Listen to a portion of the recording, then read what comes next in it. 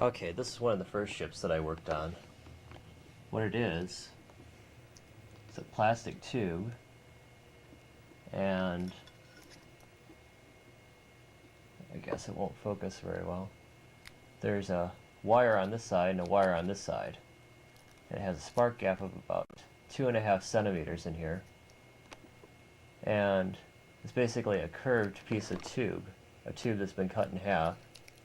Look at it from the end on. It's a semicircle. Okay. And what happens is that there's a spark that runs the lengthwise of the tube underneath, and it produces a shock wave or some type of field which exerts a force against the tube. Okay.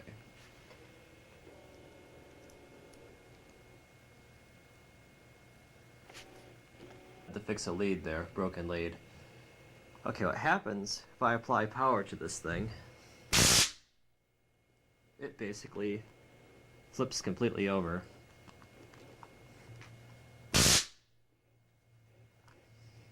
Here, let's put something in the way to stop it. Take this pen here. Actually, I'll take this pen. Now hold it above the ship.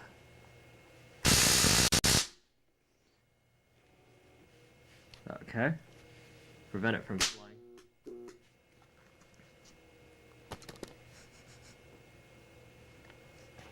Okay.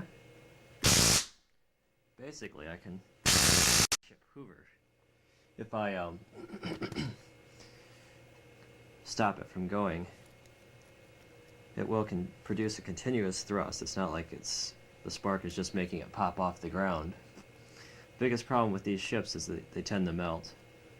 What I found is that you want the spark gap to be as big as possible, and I don't think that it necessarily all has to be under the ship. You just want a fast rise time on the spark. This is the same type of ship. The plastic tube, about a centimeter in diameter, cut it in half. Actually, it's a little bit less than half that's left there.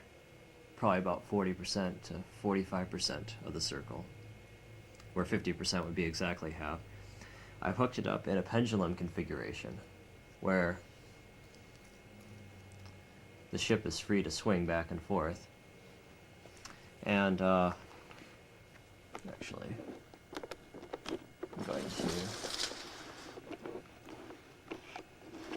get a little bit more of a side view here. The ship has the open side here. The curved side is facing forward, this way. These are high voltage lines, and basically this swing type thing rests in two circles formed by these high voltage lines. Okay, we'll turn the ship on, and oh, didn't work that time.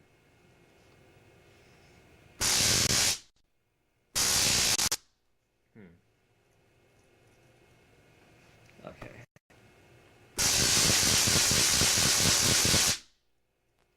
So basically, you can produce motor action with this guy. It produces enough thrust to keep it spinning around in circles